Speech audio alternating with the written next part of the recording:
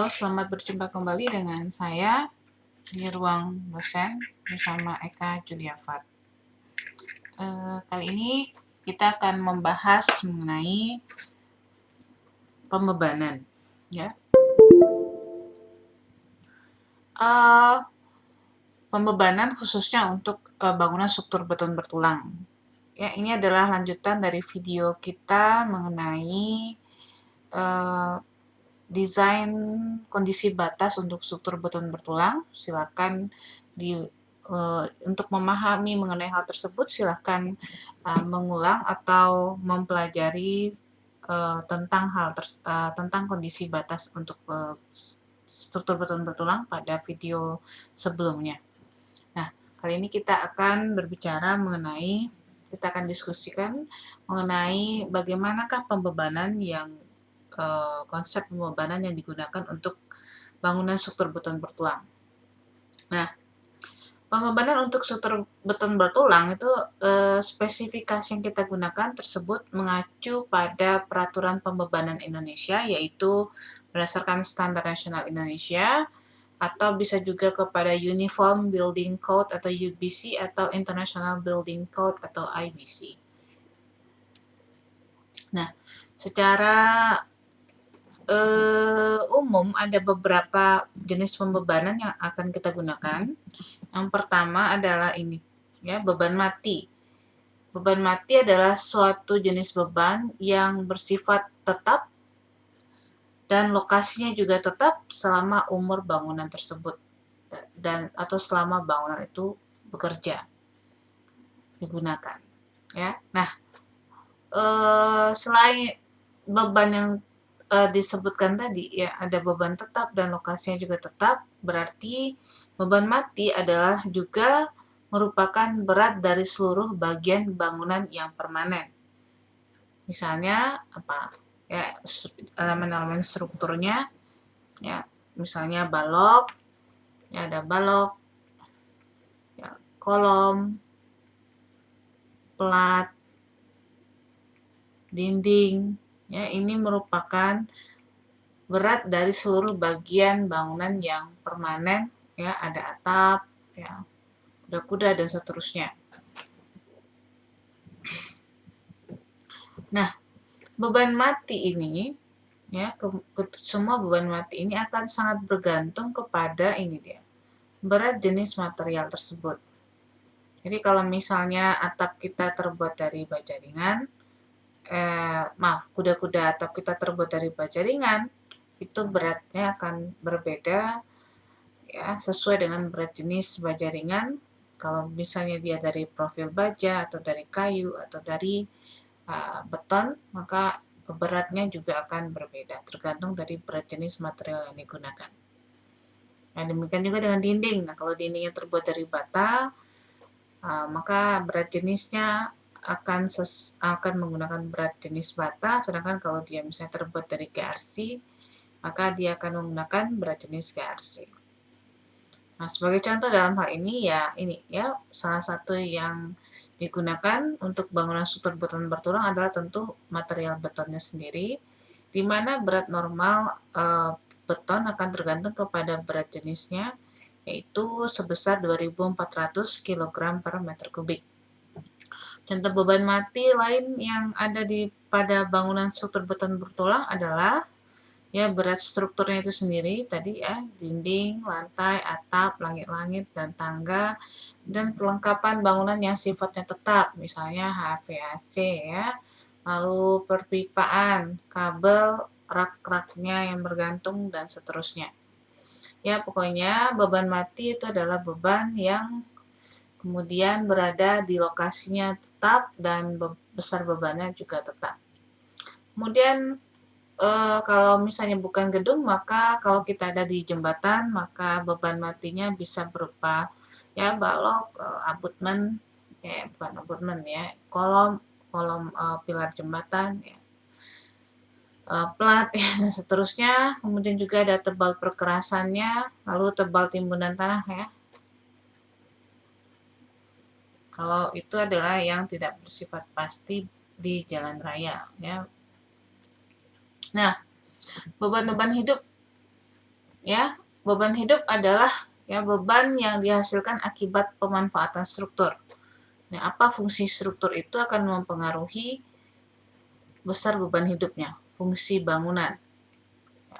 Nah, pada pertemuan-pertemuan awal kita sudah bicara bahwa bangunan itu menurut Undang-Undang Nomor 28 Tahun 2002 mengenai bangunan gedung. Nah, bangunan itu ada berbagai macam ya, ada bangunan untuk perumahan, ada bangunan untuk sekolah ya, untuk pendidikan, ada untuk bangunan kebudayaan dan seterusnya.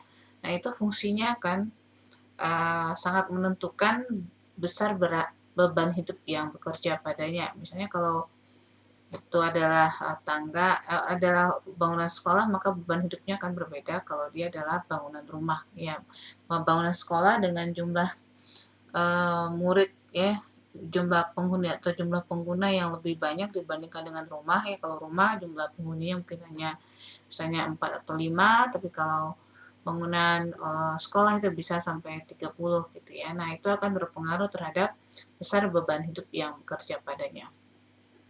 Nah, biasanya dalam pengambilan besar beban hidup, maka kita ambil beban hidup maksimum yang mungkin terjadi akibat pemanfaatan atau penggunaan bangunan tersebut. Lalu besar beban hidup yang diambil itu intinya ya, DL-nya tidak boleh lebih kecil, ya harus lebih besar atau minimal sama dengan yang telah ditetapkan dalam peraturan. Ya, ini. Jadi harus betul-betul lihat peraturan ya, berapa besar DL yang nggak boleh lebih kecil dari itu. Nah, tergantung pada jenis elemen struktur dan beban yang ditinjau, nilai beban hidup juga bisa dapat direduksi. Nah, contoh beban hidup adalah misalnya kalau kita pakai tangga untuk perumahan, maka kita pakai beban hidupnya adalah 300 kg per meter persegi. Yang berarti arti 300 kg per meter persegi bahwa dalam satu luasan tangga per meter persegi ya 1 meter persegi tangga, plat tangga itu harus mampu menahan 300 kg. Nah, kalau misalnya ruangan perkantoran maka berarti setiap 1 meter persegi lantai kantor itu harus mampu menahan beban sebesar 250 kg. Itu minimal ya. Ya, lebih besar boleh. Ya.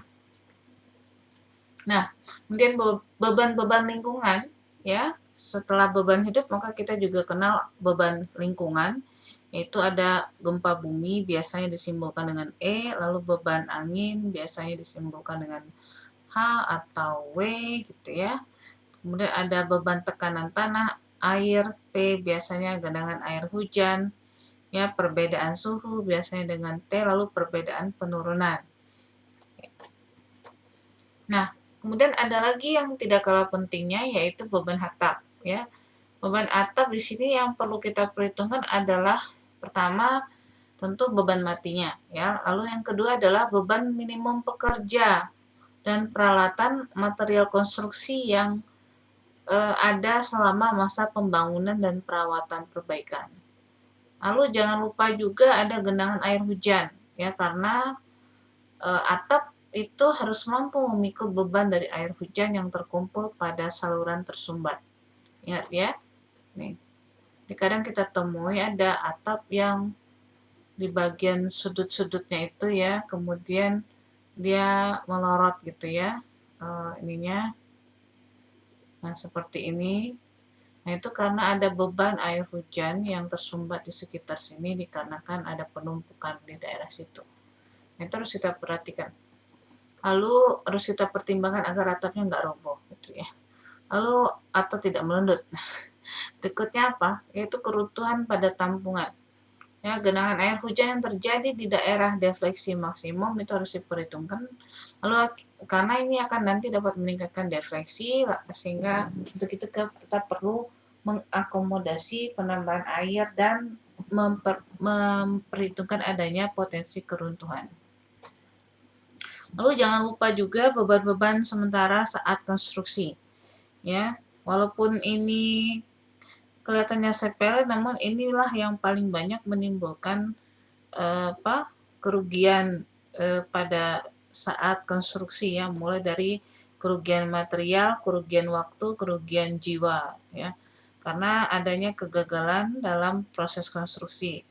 Nah, ini misalnya di sini tidak ada diperhitungkan berat peralatan konstruksi yang digunakan. Jadi ya misalnya kita pakai kren ya harus diperhatikan bagaimana posisi kren itu, beratnya kren, tinggi kren, lalu momen yang bekerja pada kren. Nah, itu harus diperhatikan apakah nanti perlu dibuat apakah landasan kren itu mampu menahan beratnya sendiri dan yang di bawahnya juga mampu menahan ya beban kren tersebut. Ya, lalu juga harus diperhatikan beban pekerja ya, jangan sampai beban pekerja tidak diperhitungkan sehingga nanti bisa menyebabkan misalnya pada atap terjadi kecelakaan kerja. Lalu berat bekisting yang memikul berat beton segar juga jangan lupa harus diperhitungkan. Nah, ini berat beton segar. Yang diperhitungkan adalah beton yang belum mengeras ya, yang masih ada airnya gitu ya. Itu akan lebih berat daripada beton ringan gitu ya. Nah, maka beton yang sudah mengeras akan ada perbedaan sedikit walaupun sedikit. Nah, ini harus kita perhitungkan. Nah, berikutnya apa? Kita harus tahu juga ada yang disebut dengan setelah kita mengenal jenis-jenis ya bebannya ya, kita tahu beban. Nah, berikutnya jenis-jenis beban tadi harus kita kombinasikan. Kita hitung kombinasi pembebanannya. Nah, kombinasi pembebanan ini gunanya adalah untuk melihat worst cases ya, worst cases atau beban maksimumnya, beban yang paling kritis ya. Nah, karena misalnya kalau kita tadi punya beban mati, beban hidup, beban gempa, nah kan banyak sekali ya bebannya. Nah, kita harus perhitungkan beban yang memiliki kombinasi yang paling maksimum ya, yang memberikan efek paling buruk pada bangunan kita. Nah, kombinasi itu juga tidak hanya sekedar kombinasi, karena di dalam kombinasi itu akan kita masukkan yang disebut dengan faktor beban. Yang mana yang faktor beban? Yang ini. Ini faktor beban yang berupa koefisien. Koefisien ini adalah faktor beban. Gunanya faktor beban ini adalah untuk kemudian meningkatkan beban ya.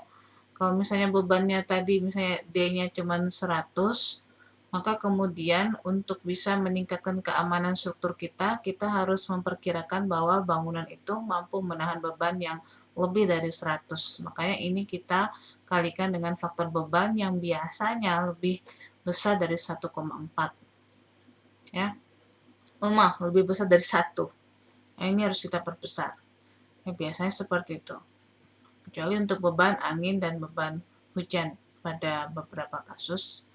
Nah, lalu ya seperti ini SNI 2002 ya, ini SNI 2013 ya, akan ada sedikit perbedaan untuk tiap-tiap kombinasinya. Nah, semuanya harus kita hitung ya, misalnya beban mati, mati dan beban hidup, beban angin dan kemudian beban gempa ya. Nah, kita lihat di sini ya akan berbeda ini kombinasi pembebanan antara yang 2002 dengan 2013. Ya, begitu juga ini yang terbaru. Nah, kalau SNI 2847 tahun 2019, kombinasi pembebanan yang dipakai adalah mirip dengan kombinasi beban yang tahun 2002 ya, mirip. Jadi ini dia. Kalau ini apa? Ini dead load ya. Ini adalah beban mati. Kita harus hitung dulu U sama dengan 1,4 beban mati, lalu ini kita hitung juga 1,2 dead tambah 1,6 L tambah 0,5 RR atau R atau hujan ya. Ini juga harus kita hitung, lalu ini juga harus kita hitung ya untuk beban mati dan beban N-nya berdasarkan kombinasi ini. Lalu ini adalah 1,2 D tambah 1 E. Ini adalah untuk beban gempa, lalu ditambah 1 beban mati ya, dan ini yang lain seterusnya ya, ini beban angin dan ini adalah beban gempa dengan beban hidup saja. Jadi semua ini harus kita hitung ya, semuanya minimal yang ini harus kita hitung. Lalu kemudian yang mana yang kita ambil untuk perencanaan, yaitu misalnya kita mau menghitung balok. Nah, di balok tersebut ada beban macam-macam, ada D, ini dan seterusnya. Nah, maka beban mana yang akan kita hitung? ya yang akan kita jadikan pedoman agar mampu ditahan oleh balok tersebut ya adalah yang terbesar, ya yang paling kritis. Oke. Lalu kemudian ada lagi, selain faktor beban, ada lagi yang disebut dengan faktor reduksi kekuatan, biasanya dilambangkan dengan P ini, ya. Ada yang agak datar kelihatannya seperti ini. Nah, biasanya ini diambil berdasarkan sifat dari beban yang diterima oleh elemen tersebut, ya. Jadi ada elemen lentur, ada elemen aksial tarik, ada beban aksial tarik dengan lentur, aksial desak dengan lentur, geser, torsi, dan tumpuan pada beton.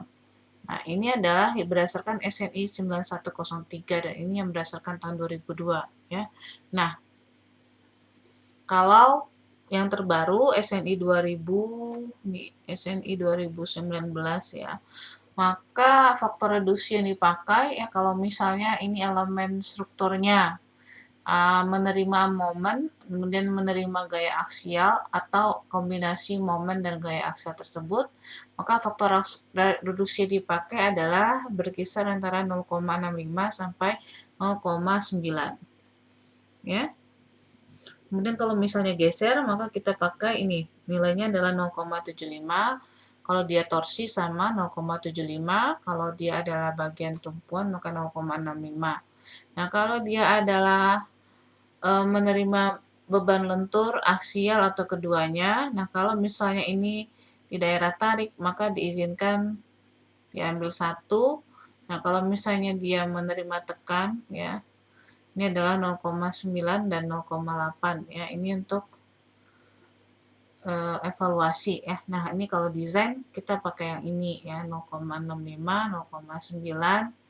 Nah, jadi inilah untuk momen aksial bisa mulai dari ini ya, 0,65 sampai 0,9. Nah, itu peraturannya menurut SNI yang terbaru tahun 2019. Nah, beda dengan yang 2002 ini agak saklek gitu ya. Nah, ini boleh ada sedikit keleluasaan. Nah, apa guna dari faktor reduksi tadi sebenarnya ya? Kenapa perlu faktor reduksi? Faktor reduksi kalau misalnya dia adalah faktor reduksi kekuatan atau faktor yang tadi ya, yang P itu apa? Yaitu untuk agar mengakomodir adanya kemungkinan kesalahan hitung. Ya, adanya pembulatan, adanya penyederhanaan rumus itu kan berarti tidak exact. Ada penyederhanaan. Nah, itu kalau misalnya ada yang seperti itu mungkin berarti kita harus kemampuan penampangnya kita tidak boleh overconfidence artinya ya. Kalau misalnya kemampuan penampangnya misalnya sebenarnya 100 tapi di sini kita kurangi kemampuan penampangnya ya dengan harapan nanti penampangnya menjadi kita dari reduksinya tadi kita jadi lebih kuat nanti ya. Oke, lalu adanya kekurangan mutu bahan. Ya, kalau misalnya pada awalnya momen nominal penampangnya adalah 100, ya, nah ini momen rencana itu kan adalah momen ini faktor reduksi dikalikan momen nominal gitu ya. Nah, lalu kemudian ini kalau misalnya ini 100, maka ini dikalikan dengan misalnya 0,65. Berarti 65. Nah, momen rencana kita adalah 65. Ya, sehingga kalau misalnya momen MU-nya itu lebih adalah 100 ya, maka berarti momen rencana kita belum kuat gitu ya menahan MU. Nah, maka kemudian ini kita tambahkan. Kalau misalnya ini kita tidak pakai ya, berarti kebetulan 100 gitu ya. Nah, 100 ini kan sangat teoritis, artinya di atas kertas dianggap bahwa kalau misalnya 100 ini kita pakai, dianggap bahwa semua pelaksanaan berjalan mulus ya. Kemudian mutu bahan FC Aksen betul-betul seragam semuanya. Ya, kuat tekan betonnya 30 MPa, tercapai semuanya 30 MPa. Lalu betonnya dikerjakan oleh robot gitu ya, sehingga tidak ada kesalahan-kesalahan dalam pemadatan ya, tidak ada kesalahan dalam bekisting dan seterusnya. Tidak ada kekurangan dimensi, tidak ada tulangan yang ini ya, tulangannya semuanya sempurna, tidak ada yang kurus, tidak ada yang bengkok gitu ya, tidak ada yang salah posisi. Nah, ini dianggap sempurna. Nah, kalau misalnya kita kurangi ya, kita berikan 65% bahwa karena ada kejadian-kejadian ini dianggap bahwa kemampuannya itu ya 65% aja lah, sehingga menjadi ini nanti kita lebih kuatkan lagi ya agar bisa benar-benar mengakomodir segala kemungkinan yang ada ya gitu. Oke.